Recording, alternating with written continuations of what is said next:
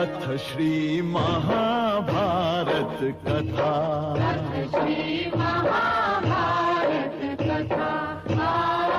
महाभारत कथा।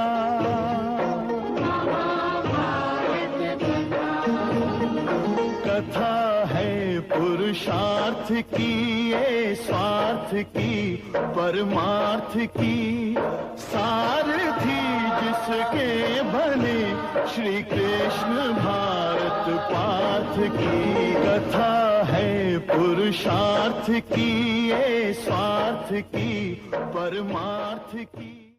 गांधारी ने आंखों पर पट्टी क्यों बांधी थी और राजा पांडु ने सन्यासी जीवन क्यों व्यतीत किया था? तो चलिए आइए जानते हैं इसके पीछे की कहानी। अंबिका से उत्पन्न हुआ पुत्र धृतराष्ट्र, जो कि शारीरिक रूप से बड़ा ही बलवान था। वही अंबालिका का पुत्र पांडु एक बहुत ही बड़ा धनुर्धर था और दासी पुत्र विदुर बड़ा ही धर्मज्ञ और विद्वान था। धृतराष्ट्र जन्म से ही अंधे थे, इस कारण पांडु को ही युवा होने पर हस्तिनापुर का राजा बनाया गया था। पांडु को राजगद्दी पर बिठाने के बाद देवी सत्यवती अपने दोनों पौत्र धृतराष्ट्र और पांडु के विवाह के विषय में भीष्म से विचार विमर्श करने लगी थी। तभी उन्हें ये पता चलता है कि गांधार नरेश सुबल की पुत्री गांधारी सभी शुभ लक्षणों से युक्त है और उसने भगवान शंकर को प्रसन्न करके 100 पुत्रों का वरदान भी प्राप्त कर लिया है। गांधारी के बारे में ये सब सुनकर भीष्म ने गांधार नरेश के पास धृतराष्ट्र और गांधारी के रिश्ते के लिए अपना एक दूत भेजा था। पहले तो गांधार नरेश सुबल ने एक अंधे के साथ अपनी पुत्री का विवाह करने से मना कर दिया, परंतु बाद में हस्तिनापुर के राजवंश और सदाचार पर विचार करके अपनी पुत्री गांधारी का विवाह धृतराष्ट्र के साथ करने के लिए निश्चय कर लिया था। जब गांधारी को ये बात पता चली कि उसके होने वाले पति नेत्रहीन है, तो उसने अपनी आंखों पर पट्टी बांध ली थी। पतिव्रता गांधारी को ये पता था कि मैं अपने पति के अनुकूल ही रहूंगी। इस प्रकार धृतराष्ट्र का विवाह गांधारी के साथ संपन्न हो गया। इसके कुछ दिनों बाद राजा कुंती भोज की पुत्री कुंती ने अपने स्वयंवर में सत्यवती के दूसरे पौत्र राजा पांडु को अपना वर चुन लिया था, परंतु भीष्म राजा पांडु का एक विवाह और करवाना चाहते थे। इसलिए उन्होंने मध्यराज के राजा शल्य से उनकी बहन माद्री का हाथ राजा पांडु के लिए मांग लिया था। अतः राजा पांडु का दूसरा विवाह माद्री के साथ संपन्न हुआ था। धृतराष्ट्र और पांडु के विवाह के बाद भीष्म को जब ये पता चला कि राजा देवक के यहाँ एक दासी की पुत्री बड़ी ही सुंदर है, तो उन्होंने उस दासी की पुत्री का विवाह विदुर के साथ करवा दिया। दासी पुत्र विदुर महर्षि वेदव्यास द्वारा उत्पन्न हुए थे और बड़े ही धर्मज्ञ थे। इस कारण सत्यवती और भीष्म विदुर को अपना ही एक अंग समझते थे तथा धृतराष्ट्र और राजा पांडु भी धर्मज्ञ विदुर को सदैव अपने साथ ही रखा करते थे। विवाह होने के कुछ दिनों बाद राजा पांडु के मन में पूरी पृथ्वी जीतने की इच्छा उत्पन्न हो गई और वो सेना लेकर पूरी पृथ्वी को जीतने के लिए निकल पड़े थे। राजा पांडु ने सबसे पहले अपने शत्रु दशारण नरेश पर आक्रमण किया था और उसके राज्य को जीत लिया। उसके बाद उन्होंने मगध राज पर चढ़ाई की और उनको उनके ही राजगृह में जाकर मार डाला था। फिर राजा पांडु ने विदय, काशी, शुंभ और पुडर आदि राज्यों में अपने विजय की पताका फहराई। इस प्रकार अनेकों राजाओं को पराजित किया और राजा पांडु को पृथ्वी का सम्राट मान लिया गया। राजा पांडु को सम्राट बनने के बाद एक दिन महर्षि वेदव्यास जी अपने पुत्रों को आशीर्वाद देने के लिए हस्तिनापुर आए थे। तीनों पुत्र वधू गांधारी, कुंती तथा माद्री ने अपने ससुर महर्षि वेदव्यास जी की बहुत ही सेवा की थी। उस समय महर्षि वेदव्यास जी एक नेत्रहीन की तरह जीवन जी रही गांधारी की सेवा से बड़े ही संतुष्ट हुए थे। इसलिए उन्होंने गांधारी से एक मनचाहा वर मांगने के लिए कहा था। तब पतिव्रता गांधारी ने महर्षि वेदव्यास जी से ये विनती की थी कि उन्हें भगवान शिव के वरदान से जो 100 पुत्र प्राप्त होने वाले हैं, वो मेरे सभी पुत्र मेरे पति की तरह बलशाली हो और साथ में मुझे एक पुत्री भी प्राप्त हो। महर्षि वेदव्यास जी ने गांधारी को ये वरदान दे दिया और वो वहाँ से अंतर्ध्यान हो गए थे। कुछ समय बाद राजा पांडु अपनी दोनों पत्नियों और सेना के साथ वन में शिकार खेलने के लिए चले गए थे। एक दिन शिकार खेलते समय राजा पांडु की नज़र एक मृग और मृगी पर पड़ गई जो मैथुन क्रिया कर रहे थे। राजा पांडु ने अपने बाण से उन दोनों मृग और मृगी को घायल कर दिया था।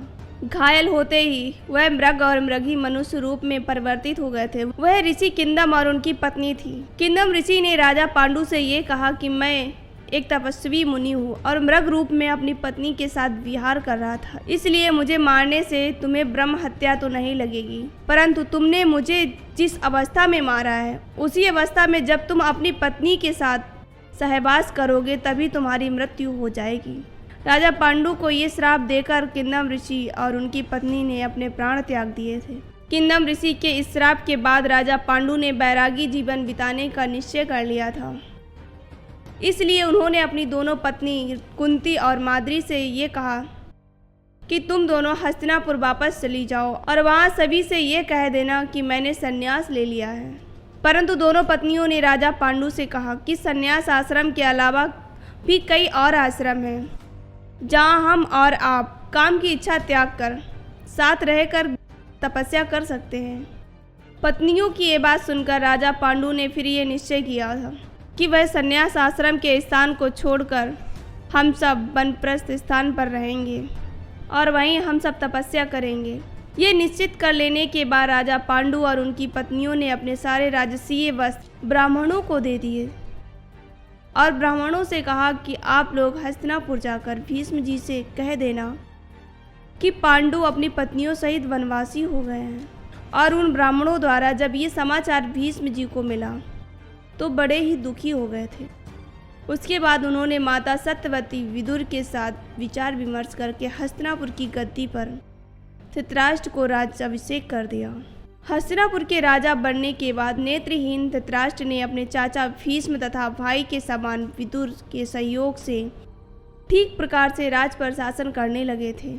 इधर वनवासी हो चुके राजा पांडु अपनी पत्नियों के साथ पर्वतों को पार करते हुए साता आश्रम नामक पर्वत पर जा पहुँचे थे और वहीं अन्य दूसरे तपस्वी के आश्रम के पास अपना एक आश्रम बनाकर तपस्या करने लगे थे।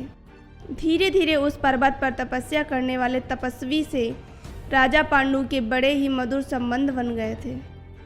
कुछ दिनों बाद उस पर्वत के सभी ऋषि ब्रह्म ऋषि परमपिता ब्रह्मा जी के दर्शन के लिए ब्रह्मलोक की यात्रा पर जा रहे थे। तब राजा पांडु भी अपनी दोनों पत्नियों के साथ उन ऋषियों के साथ चल पड़े थे। तब ऋषियों ने राजा पांडु को ये समझाया था कि यह यात्रा बड़ी ही दुर्गम है, आपकी पत्नियां वहां नहीं जा पाएंगी, अतः आप ये यात्रा यहीं पर स्थगित कर दीजिए। तब राजा पांडु ने उन ऋषियों से ये विनती की थी कि मेरी अभिलाषा ये है कि मेरी पत्नियों की गर्भ से पुत्रों का जन्म हो, जिससे मैं पितरों की ऋण से उरीड़ हो सकूं। तब सभी ऋषियों ने राजा पांडु से कहा कि हम तो अभी अपनी दिव्य दृष्टि से ये देख रहे हैं कि तुम्हारे देवताओं के समान कई पुत्र होंगे। ऋषियों की ये बात सुनकर राजा पांडु बड़े ही चिंतित हो गए थे कि किंदम ऋषि के श्राप के चलते उनके पुत्र होना कैसे संभव है।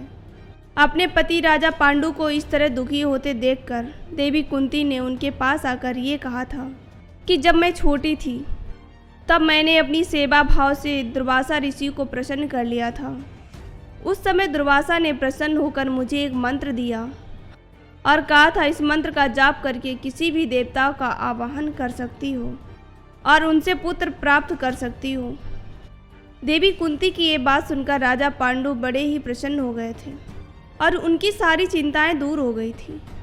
और राजा पांडु ने अपनी उसी प्रसन्नता में भर कर देवी कुंती से ये कहा था कि यदि ऐसा है तो तुम भगवान धर्मराज का आह्वान करो, क्योंकि उनसे जो संतान प्राप्त होगी वह निसंदेह और धार्मिक होगी। अपनी पति की ये आज्ञा पाते ही देवी कुंती ने महर्षि दुर्वासा के दिए हुए उस मंत्र का जाप करके भगवान धर्मराज का आह्वान किया। तो उस मंत्र के प्रभाव से धर्मराज देवी कुंती के सामने प्रकट हो गए थे और देवी कुंती से बोले, बोलो मैं तुम्हें क्या वरदान दूँ। तब देवी कुंती ने भगवान धर्मराज से एक पुत्र प्राप्ति का वरदान मांग लिया था। और भगवान धर्मराज के सहयोग से देवी कुंती ने गर्भ धारण कर लिया। इधर वन में जब कुंती ने गर्भ धारण किया, उसी समय पर ही हस्तिनापुर में देवी गांधारी के गर्भवती होने की खुशियां मनाई जा रही थी। मेरे प्रिय दर्शकों, तो कमेंट में बताइएगा ये जानकारी आप सभी को कैसी लगी। बने रहिएगा हमारे चैनल पर इसी प्रकार। धन्यवाद।